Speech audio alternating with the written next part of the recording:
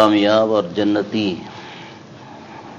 ایمان والے ہیں، اور وہ ہیں جو اپنی نمازوں میں خشوع کرتے ہیں، اور وہ ہیں جو لغو سے منہ پھیرتے ہیں، وہ ہیں جو زکوٰۃ ادا کرتے ہیں، وہ ہیں جو اپنی شرمگاہوں کی حفاظت کرتے ہیں۔ پہلی دو صفتوں کا ذکر پچھلے درس میں ہو گیا، پہلی دو صفتوں کا ذکر پچھلے درس میں ہو گیا، دو یا تین کا ذکر اس درس میں کرتے ہیں انشاءاللہ۔ کامیاب ہونے والے اور جنتی وہ ہیں جو لغو سے منہ پھیرتے ہیں۔ لغو کیا ہے؟ لغو کا معنی کرتے ہیں فضول، اور عام طور پر لغو وہ ہوتا ہے جس کا چاہے نقصان نہ ہو لیکن نہ دنیا میں فائدہ ہو نہ آخرت میں فائدہ، وہ لغو ہوتا ہے۔ یعنی جب فائدہ نہیں، بے فائدہ کام ہے، بے فائدہ بول ہے، جنتی اس بے فائدہ کام اور بے فائدہ بول سے بچتے ہیں، بے فائدہ کام اور بے فائدہ بول سے بچتے ہیں۔ اب نوجوان موبائل میں لگ گیا تو موبائل میں کتنے بے فائدہ کام کرتا ہے، ہاتھ ہے چل رہا ہے اور موبائل دیکھی جا رہی ہے، اس میں گیم کھیلی جا رہی ہے، اس گیم کا چلیے مان لیا نقصان کوئی نہیں، فائدہ کون سا ہے؟ یہ تو لغو ہے۔ جنتی لغو اور بے فائدہ سے بچتے ہیں، لیکن یہاں جو گیم کھیلی جاتی ہے اس میں نقصان ہے، وہ کیا؟ وقت ضائع ہو رہا ہے۔ آدمی کہتے ہیں فائدہ یہ ہے کہ ذہن کیا ہو جائے گا؟ فریش ہو جائے گا۔ بھئی ذہن فریش کرنے کے لیے تو دوسرے طریقے ہیں۔ مثال کے طور پر آپ تھوڑا سا والی بال کھیل رہے ہیں، آپ تھوڑا سا کرکٹ کھیل رہے ہیں، آپ تھوڑا سا ورزش میں لگ جائیں، آپ تھوڑا سیر و تفریح کے لیے چلے جائیں، اس میں آپ کو کتنا فائدہ ہوگا؟ صحت کا، طاقت کا، ذہن کے فریش ہونے کا سب فائدہ ہوگا۔ اور موبائل کو جب آپ گیم میں لگے ہوئے ہیں اور چلا رہے ہیں اس میں آپ کا اگر دماغ کا فریش ہونے کا فائدہ ہوا تو صحت کا نقصان بھی ہوا۔ جتنی دیر آپ بیٹھیں گے اتنی دیر آپ کا دماغ مصروف ہوا ایسے کام میں جس کا فائدہ کچھ نہیں، اور سر سے لے کر پاؤں تک وجود منجمد ہے، سکون میں ہے۔ اس سکون میں پھر خون بھی سکون میں ہوگا اور آپ کو فائدہ نہیں ہو رہا، نقصان ہو رہا ہے۔ اللہ والے تو کہتے ہیں بے فائدہ بول سے بھی پرہیز کرو، بے فائدہ بول سے۔ ایک اللہ والے ظاہر ہے کہ دوسرے کسی اللہ والے کے ہی پاس گئے، دروازہ کھٹکایا، گھر والوں نے اندر سے پوچھا کون ہے؟ جی فلاں۔ جی فلاں ہے گھر میں؟ جی وہ نہیں ہے۔ اتنے تک تو سوال جواب پورا ہو گیا، ضرورت کا سوال جواب تھا۔ تیسرا پوچھ لیا کہاں گئے ہیں؟ پتہ نہیں ہے۔ گھر والوں نے کہا پتہ نہیں ہے۔ تو علماء لکھتے ہیں وہ کئی سال تک اس پر روتے رہے کہ جب مجھے پتہ چل گیا تھا کہ نہیں ہے تو کہاں گئے ہیں، اس پوچھنے کی کیا ضرورت تھی؟ اگر وہ جہاں گئے تو میں اس سے وہاں جا کر مل سکتا تھا یا نہیں مل سکتا تھا؟ ہو سکتا ہے کہ ایسی جگہ گئے جہاں مل ہی نہ سکتا، تو میرا یہ پوچھنا فضول تھا، میں نے یہ فضول کام کیے، اس پر روتے رہے۔ تو اللہ والے تو ان چیزوں سے بچتے ہیں، اس لیے وہ درجات بہت اونچے حاصل کر لیتے ہیں۔ اچھا، پھر جب جنتی لغوا یعنی بے فائدہ سے بچتے ہیں تو نقصان والی چیز سے تو ضرور ہی بچتے ہیں، اس لیے کہ بے فائدہ میں چلو نقصان نہ صحیح، فائدہ نہیں، تب ہی بے فائدہ اور لغو ہے، تو جو نقصان دینے والا کام ہو یا نقصان دینے والا بول ہو اسے کیوں نہ بچیں گے؟ اسے تو ضرور بچیں گے۔ اس لیے اہل جنت بننا ہے تو ایسے سارے کام ہم چھوڑ دیں جن کاموں کا آخرت میں خصوصاً نقصان ہو جائے، ایسے بول چھوڑ دیں جن بول کا آخرت میں نقصان ہو جائے گا۔ غیبت سے آخرت کا نقصان ہے، دنیا کا بھی نقصان ہے۔ بہتان سے آخرت کا نقصان ہے، دنیا کا بھی نقصان ہے۔ جھوٹ سے آخرت کا نقصان ہے، دنیا کا بھی نقصان ہے۔ آدمی کہتے ہیں بھی ان سے کیا نقصان ہے؟ غیبت کا کیا نقصان ہے؟ بھئی جس کی غیبت کی اس کو پتہ چلے گا تو وہ ناراض نہیں ہوگا، پھر دشمنی نہ پیدا ہوگی، نفرت نہیں پیدا ہوگی۔ ضرور یہ نقصان ہو گیا دنیا کا۔ اور آخرت کا کتنا بڑا نقصان ہے غیبت کا؟ جس کی ہم نے غیبت کی، قیامت کے دن جب اعمال نامہ دیکھیں گے تو بہت سی نیکیاں ہمارے اعمال نامہ سے غائب ہوں گی، تو اللہ تعالیٰ سے بندہ عرض کرے گا کہ یا اللہ میں نے تو یہ فلاں فلاں نیکیاں بھی کی تھی، وہ تو میرے اعمال نامہ میں درج نہیں ہیں، تو اللہ تعالیٰ فرمائیں گے جس کی غیبت کی اس کو مل گئیں۔ کون سا فائدہ کیا؟ بڑا نقصان کر دیا۔ نمازیں پڑھی دوسرے کے کھاتے میں چلی گئیں، نفل روزے رکھے دوسرے کے کھاتے میں چلے گئے، نفل زکوٰۃ نفل صدقہ کیا دوسرے کے کھاتے میں چلا گیا۔ کون سا تیر مار لیا فائدے کا؟ کچھ بھی نہیں، نقصان ہو گیا۔ غیبت کس کو کہتے ہیں بھائی؟ غیبت کہتے ہیں دوسرے کا ایسا عیب اور برائی بیان کرنا جو اس میں ہو، ہاں جو اس میں ہو اس کو غیبت بولتے ہیں، اور اگر نہ ہو تو اس کو بہتان کہتے ہیں۔ بہتان کا کتنا نقصان ہے؟ دوسرے کی عزت خراب کی دنیا میں، جس کے نتیجے میں وہ مخالف ہو جائے گا، دشمن ہو جائے گا۔ اور آخرت کا نقصان کتنا ہے؟ اللہ تعالی جنت سے پہلے ایک پل پر کھڑا کر دیں گے، اللہ جنت سے پہلے ایک پل پر کھڑا کر دیں گے، اور اللہ تعالی فرمائیں گے یہ جو بہتان تو نے فلاں پر لگایا تھا پہلے اس کو ثابت کر، اس کے بعد جنت میں جائے گا، ثابت نہیں کرے گا تو جنت میں نہیں جائے گا۔ اور بہتان تو وہ ہوتا ہے جس کا ثبوت نہیں ہوتا، یعنی جنت میں نہیں جائے گا۔ بہتان لگانے والا جنت میں نہیں جائے گا۔ کتنا بڑا نقصان کر دیا آدمی نے۔ اور جھوٹ کا کتنا نقصان ہے؟ دنیا میں نقصان، جس کے ساتھ جھوٹ بولا جب اس کو پتہ چلے گا کہ اس نے تو میرے ساتھ جھوٹ بولا ہے، آئندہ اس کی بات کو سچا سمجھے گا ہی نہیں، اس پر اعتبار اور اعتماد ختم ہو جائے گا۔ ایک یہ دنیا کا نقصان ہو گیا، اور آخرت کا نقصان حضور صلی اللہ علیہ وسلم نے ارشاد فرمایا کہ ان الکذب فجور و ان الفجور یہدی الی النار۔ جھوٹ یہ اللہ کی نافرمانی ہے، اور اللہ کی نافرمانی دوزخ لے جاتی ہے، تو جھوٹ دوزخ لے جائے گا۔ حضور صلی اللہ علیہ وسلم نے فرمایا لا یزال الرجل یکذب حتی یکتب عند اللہ کذابا۔ آدمی جھوٹ بولتا رہتا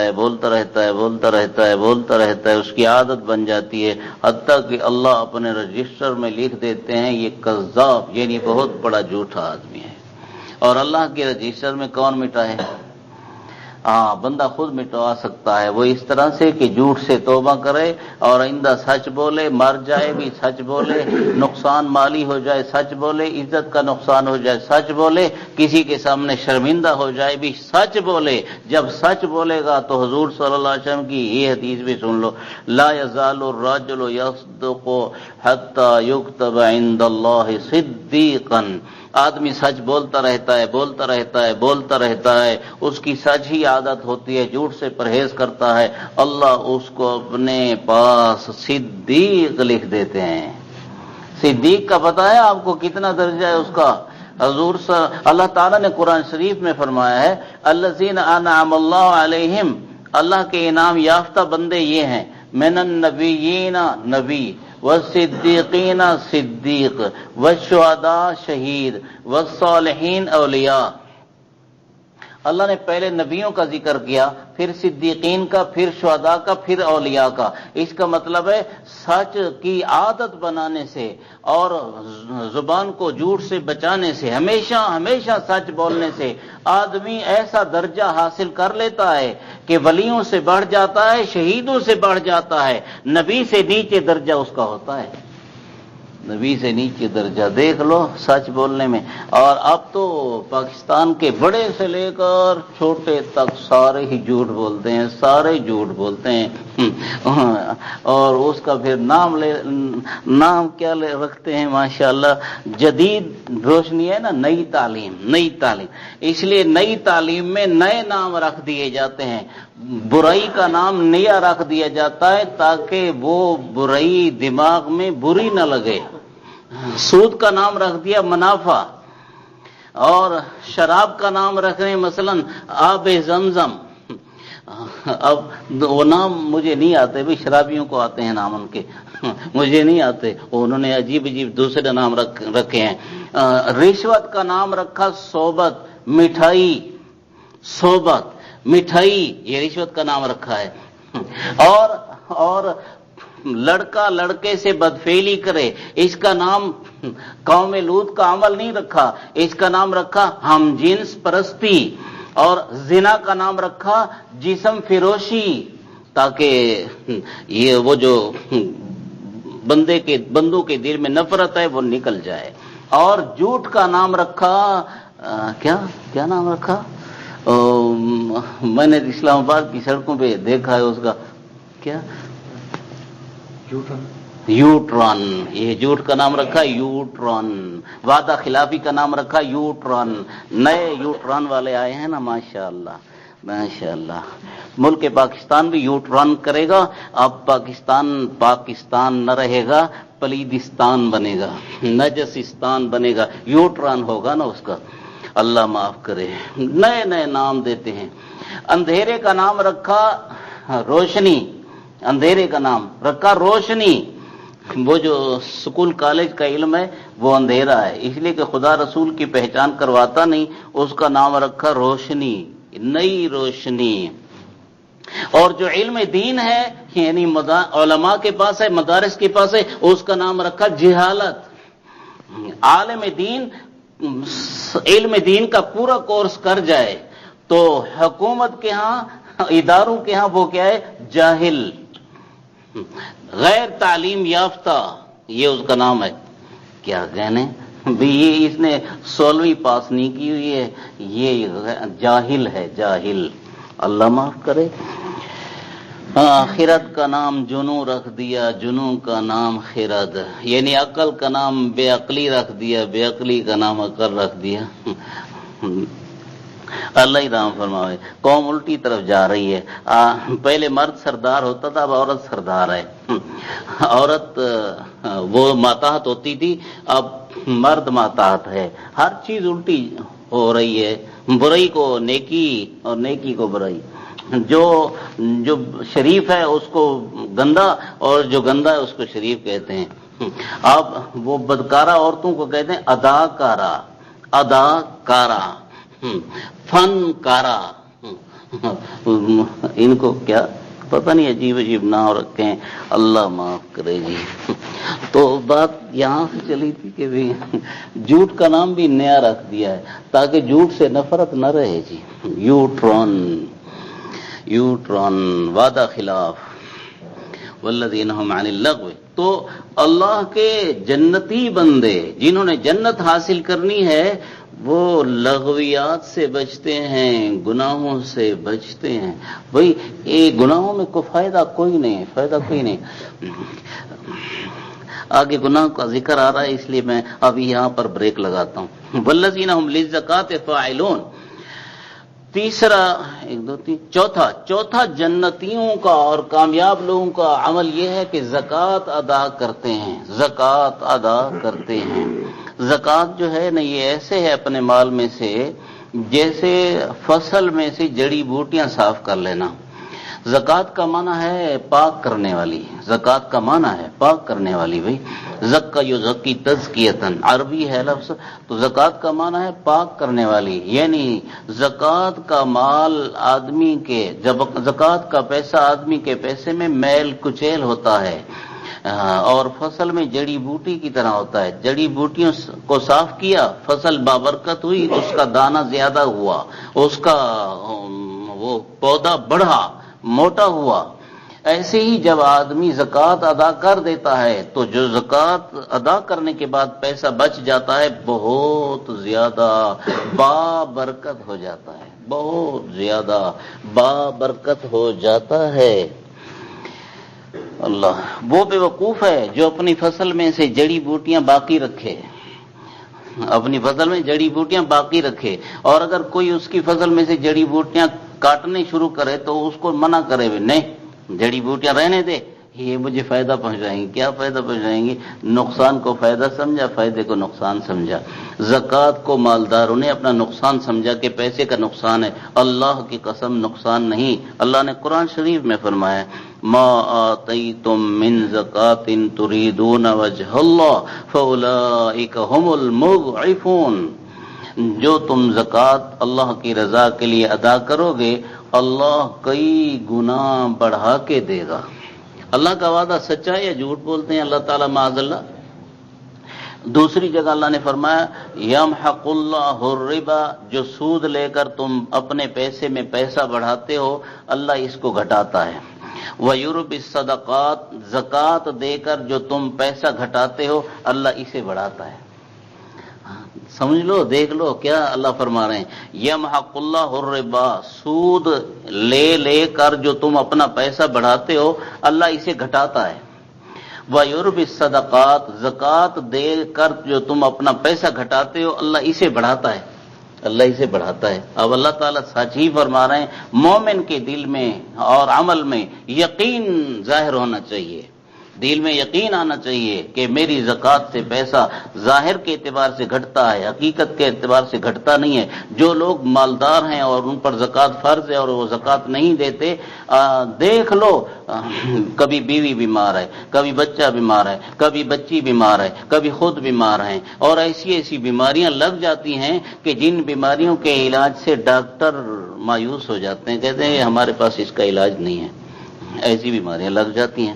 یہ بیماریاں کہاں سے آئیں بندہ نہیں سوچتا کہاں سے آئیں، بیماریاں بھیجنے والا اللہ ہے۔ اب بندہ سوچے کہ اللہ نے کیوں بھیجی، اللہ نے کیوں بھیجی، اللہ نے کیوں بھیجی۔ ما اصابکم من مصیبت فبما کسبت ایدیکم، یہ بھی قرآن شریف ہے، جو تمہارے پاس کوئی مصیبت آتی ہے وہ تمہارے ہاتھوں کی کمائی سے آتی ہے، تمہارے ہاتھوں کی کمائی سے آتی ہے۔ اب وہ جو مصیبت آئی تمہارے ہاتھوں کی کمائی سے، ہمارے گناہ تو بہت زیادہ ہیں، یعفو عن کثیر، اللہ بہت سے گناہوں سے تو درگزر کرتا ہے، یہ کسی کسی گناہ پر مصیبت بھیج دیتا ہے، بہت سے گناہوں سے تو درگزر کر دیتا ہے، چلو اس بندے کو رہنے دو، اور کسی کسی گناہ پر اللہ تعالیٰ وہ کس لیے لِيُذِيقَهُمْ بَعْضَ الَّذِي عَمِلُوا لَعَلَّهُمْ يَرْجِعُونَ، بعض عملوں کی، گندے عملوں کی اللہ تعالیٰ سزا چکھاتا ہے تاکہ بندہ جو میرے سے گیا ہوا ہے میری طرف واپس آ جائے۔ لَعَلَّهُمْ يَرْجِعُونَ، یعنی اس میں بھی بندے کو فائدہ پہنچانا چاہتے ہیں اللہ تعالیٰ۔ سبحان اللہ، کیا کہنے۔ اللہ تو ایسی ذات نہیں ہے جس اللہ سے منہ پھیرا جائے، اللہ تو ایسی ذات ہے کہ منہ پھیرنے والا اس کی طرف متوجہ ہو جائے۔ پھر زکوٰۃ دینے والا سوچا کرے یہ پیسہ کہاں سے آیا، کہاں سے آیا۔ آدمی کہے میں نے فیکٹری لگائی، میں نے مل لگائی، اسے آیا۔ بھئی تیری فیکٹری چلائی کس نے، تیری مل چلائی کس نے، گاہکوں کو بھیجا کس نے، متوجہ بندوں کو کس نے کیا؟ اللہ نے ہی کیا۔ تو اللہ نے کیا تو یہ سب کچھ دینے والا اللہ ہے، تجھے ہنر دینے والا اللہ ہے، تیرے پیسے کو بڑھانے والا اللہ ہے۔ جیسے ہم اپنے بچے کو 1000 روپے کا نوٹ دے دیں کہ بچہ یہ لے لے، تو جہاں چاہے دل کرے خرچ کر۔ اب آج ہم نے بچے کو 1000 روپیہ دیا، بچہ تو بڑا خوش ہے کہ مجھے ابے نے آج 1000 روپیہ دے دیا۔ صبح کو ابا کہے کہ بیٹا وہ جو 1000 روپیہ آپ کو دیا تھا اس میں سے 500 تو مجھے واپس دے دے۔ اب بیٹا کیا سمجھے یہ تو میرے اپنے ابے نے ہی دیے تھے، 1000 بھی ابے کا ہے، 500 بھی ابے کا ہے۔ اب ابا مانگ رہا ہے تو میں 500 خوشی دل سے دوں کہ 500 تو میرے پاس بچا رہا ہے، اللہ ابا بچا رہا ہے۔ اللہ تعالی بھی، ربا بھی جب دیتا ہے تو پھر ربا جب مانگے تو پھر بندہ اسی طرح خوشی سے دے جس طرح ابا خوشی سے دیتا ہے، اور سمجھے کہ میرے رب ہی نے دیا تھا، میرا رب ہی مانگ رہا ہے۔ یعنی اللہ تعالیٰ تو محتاج نہیں ہے، وہ محتاجوں پر خرچ کرنے کی صورت میں مانگتے ہیں، محتاجوں پر خرچ کرنے کی صورت میں مانگتے ہیں، اور پھر اس پر اللہ تعالیٰ نے انعام دینا ہے۔ ایک حدیث پاک یوں ہے، پل صراط پر بندہ گزر رہا ہوگا کہ لڑ کھڑائے گا، یعنی لرزے گا، کانپے گا کہ میں پل صراط پار ہو جاؤں، اس کے پاؤں پھسلیں گے کبھی ادھر کبھی ادھر۔ اس دوران ایک نوجوان اس کے پاس آ جائے گا اور اس کو سنبھالے گا، اس کو سنبھالے گا جیسے گرتے پڑتے کو آدمی پیچھے سے سنبھال لے، بھئی ہاں تگڑا ہو کر چلو، بے فکر ہو کر چلو۔ وہ کہے گا تو کون ہے میری مدد کرنے والا؟ میں تیرا وہ مال ہوں جس مال میں سے اللہ کا حق ادا کیا تھا، بے فکر ہو کر چل۔ معلوم کتنا انعام ملا، اللہ اکبر۔ تو بندوں کو فائدہ پہنچانے کے لیے ایک حدیث اور سناؤ آپ کو، حضور صلی اللہ علیہ وسلم نے فرمایا قیامت کا دن ہوگا، ایک بندہ غریب آدمی امیر آدمی، اس کی گرفت ہو گئی ہوگی، اسے جنت کا دوزخ کا حکم مل گیا ہوگا، اب وہ بڑا پریشان۔ اسی دوران اسے جنتیوں کی صف میں ایک آدمی نظر آئے گا، جنتیوں کی صف میں ایک آدمی نظر آئے گا۔ بھی مجھے پہچانتے ہیں؟ جی آپ کو میں نہیں پہچان رہا۔ آپ دیکھو، آپ ایک دفعہ نماز کا وقت تھا اور آپ نے وضو کرنا تھا، پانی نہیں تھا، آپ نے مجھ سے پانی مانگا تھا، میں نے آپ کو پانی دیا تھا۔ ایک واقعہ یوں آتا ہے، ایک اور واقعہ بھی اسی کے ساتھ سنا لوں۔ ایک آدمی دوسرے آدمی کو ملے گا، وہ کہے گا آپ مجھے پہچانتے ہیں؟ میرے لیے دوزخ کا حکم ہے، آپ تو جنت جا رہے ہیں، جنتیوں کی صف میں، آپ مہربانی کرو میرے حق میں سفارش کرو، مجھے پہچانتے نہیں؟ نہیں پہچانتا۔ آپ اور میں نے ایک دفعہ اکٹھے سفر کیا تھا، سفر کے دوران آپ کے پاس پینے کا پانی تھا اور میرے پاس پینے کا پانی نہیں تھا، اب آپ نے میری جان پر آئی تھی اور خطرہ تھا کہ میں پیاس سے مر جاؤں، آپ نے مجھے پانی پلایا تھا، آپ نے مجھے پانی پلایا تھا۔ ہاں، بلکہ وہ کہے گا میں نے آپ کو پانی پلایا تھا، میں نے آپ کو پانی پلایا تھا۔ اب آپ کے لیے جنت کا اعلان ہے اور میرے لیے تو آرڈر ہے دوزخ کا، آپ مہربانی کرو میرے حق میں سفارش کرو۔ اب وہ وضو کرانے والا، وضو کا پانی دینے والا، اور یہ پانی جس کو پانی پلایا یہ غریب، یہ اللہ تعالیٰ کے پاس جائیں گے، یا اللہ پاک اس آدمی نے میرے ساتھ بھلائی کی تھی، نیکی کی تھی، مہربانی فرمائیں، میں اس کے حق میں سفارش کرتا ہوں، میرے لیے تو جنت کا اعلان ہے، آپ اس کو بھی میرے ساتھ بھیج دیں۔ تو اللہ تعالیٰ فرمائیں گے اس وضو کرانے والے کو پکڑو جنت میں لے جاؤ، اور اس کو فرمائیں گے اس پانی پلانے والے کو پکڑو جنت میں لے جاؤ۔ یہ غریب کے ساتھ مدد کی نا، غریب کے ساتھ مدد کی، جس کی طاقت نہ تھی اس کے ساتھ مدد کی، پیاسے کے ساتھ مدد کی، اللہ اکبر، تو اس کو جنت میں لے جا رہا ہے۔ بھائی یہ غریب مسکین، یہ محتاج، یہ یتیم، یہ بیوہ، جن کے ساتھ ہم زکوٰۃ کی صورت میں مدد کریں گے یا صدقے کی صورت میں مدد کریں گے، یہ ہمیں انشاءاللہ جنت میں لے جائیں گے۔ اور اگر آپ کا ہاتھ میرا ہاتھ آخرت میں عالم دین پکڑے کہ بھی آپ نے ہمارے مدرسے کی مدد کی تھی، ہماری مدد کی تھی، حافظ قرآن پکڑے، قاری قرآن پکڑے، تو اس سے بڑا اعزاز کون سا ہوگا؟ عام مسلمان پکڑے بھی تو بہت بڑا اعزاز ہوگا۔ اس لیے آدمی زکوٰۃ سے، مال کے حق سے کنجوسی نہیں کیا کرے۔ اچھا بھائی، چونکہ اس پر ہی بہت سا وقت چلا گیا، تیسری اس کے بعد والی صفت میں انشاءاللہ پھر آئندہ درس میں بیان کروں گا۔ اللہ تعالیٰ عمل کی توفیق نصیب فرمائے۔